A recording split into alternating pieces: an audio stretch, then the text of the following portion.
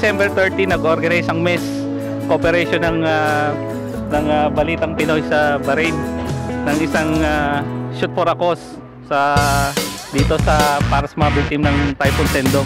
Lahat ng makukuha dito, mga old clothes tsaka yung perang maliliko, ipapadala natin sa mga victim direkta sa Sendong.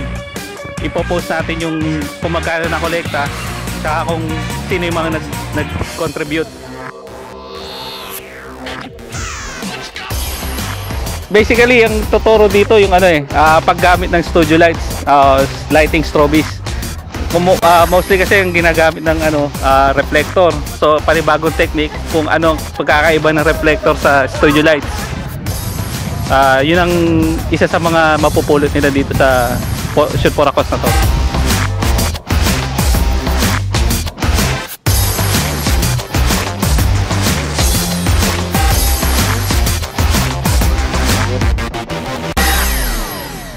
Okay naman yung outcome, maraming dumating at merong nag-sponsor sa atin ng Cinnabon Shuttles Base, ang Altawash, ang Schema Graphics at ang BPSB. Tsaka nagpapasalamat din kami sa mga nag-volunteer na models tsaka sa mga makeup artists, lalo na sa MES at sa mga ibang member ng photography group dito sa Bahrain.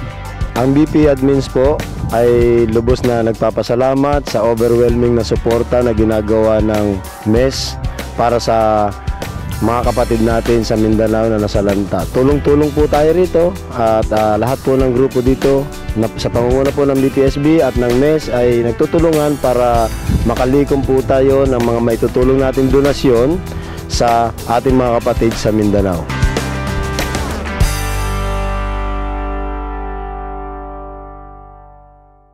Sa BPSB, masaya ka na, nakatulong ka pa.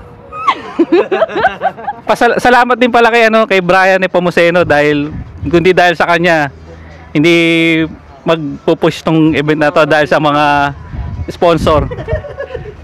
Kaya sa Barney Production, saludo. Yan.